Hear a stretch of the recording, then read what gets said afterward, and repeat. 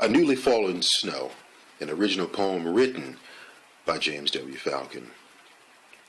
I'm not a very intelligent man, but there's one thing I know. As surely as a nor'easter would blow, there's a silence that accompanies a newly fallen snow. I bet you never stopped long enough to pay attention, and you probably haven't heard anyone else mention only the hassles, the headaches, and all the tension surrounding winter's precipitation, the panic, the scurrying, and anticipation of the next flight out or the arrival of a train at the station, the fearful, the worried cries for emancipation, and rightfully so. I get it. We'd prefer to have the freedom to go at a normal pace instead of cautious and slow. But as we please, when we please, how we please, we desire to travel with assurance and ease, but unfortunately we all have bosses to appease. I'm not a very intelligent man, but there's one thing I know. As surely as a nor'easter would blow, there's a silence that always comes with a newly fallen snow. The forecast leaves most of us mesmerized, traumatized, hypnotized, paralyzed. Yet I have theorized what you've probably never realized. And I'm inviting you to take a much-needed change, to postpone, to cancel, delay, and rearrange whatever you can.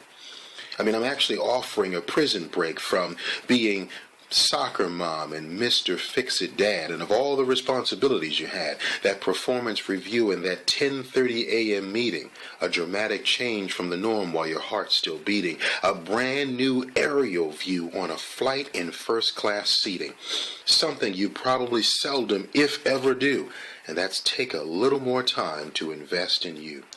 I'm not a very intelligent man, but there's one thing I know. As surely as a nor'easter would blow, there's a silence, a deafening silence that always accompanies a newly fallen snow.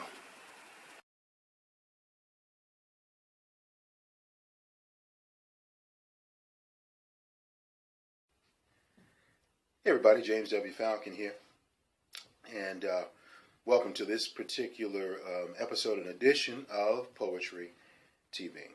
I'm going to do a very special segment of Poetry TV tonight. I'm just going to kind of give you the background for just this single piece. And it's a poem that I wrote, and it's called The Newly Fallen Snow. And so what was happening with that particular piece is interesting. Here in the Baltimore metropolitan area, we've had a rather challenging winter. For those of us here in this particular area. For all of my friends and family in other places out west and up north who are used to dealing with foot after foot after foot after foot, accumulation after accumulation of snow and snowfalls during their winters, we here in Baltimore are just getting used to that. We typically will have a few, flurries here and there, but over the last, say, 10 years, things have kind of,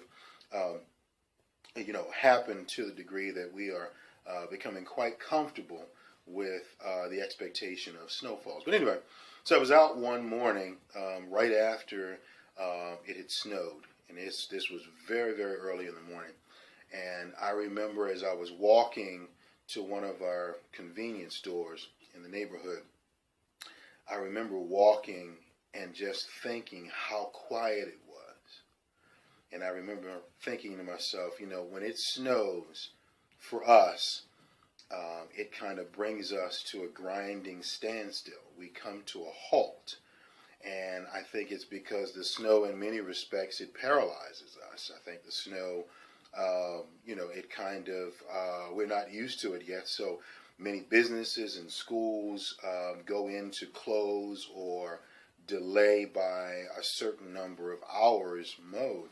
And on this particular day, that's what happened. We were expecting quite a few inches of accumulation.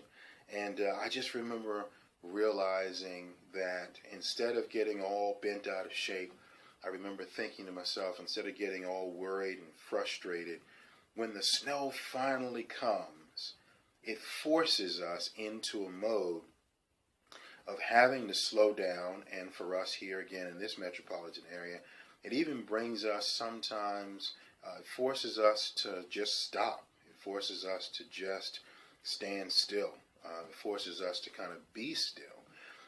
Those of us as adults who work, when we get the opportunity for our places of employment to close, that's a few extra hours of sleep, provided we don't have to get our children or grandchildren ready and get them hustled out of the house at some point in time to go to school. So on this particular day, I thought, what a blessing and what an opportunity snowfalls are. And so I wrote the poem, A Newly Fallen Snow. And I really feel like the snowfalls are the timeouts that are afforded to adults.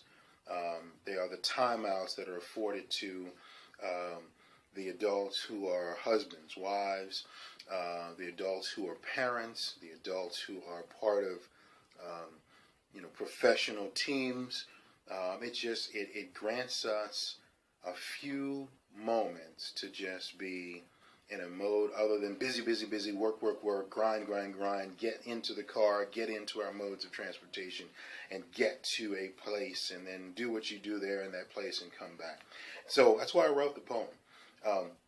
And I mean, literally just a few days before this taping, we also had a pretty significant snowfall, one that we're hoping will be the last snowfall of this winter season, 2014 into 2015. And we're really hoping that we can kind of cruise now into the springtime. So let's see what the weather brings. But think about it.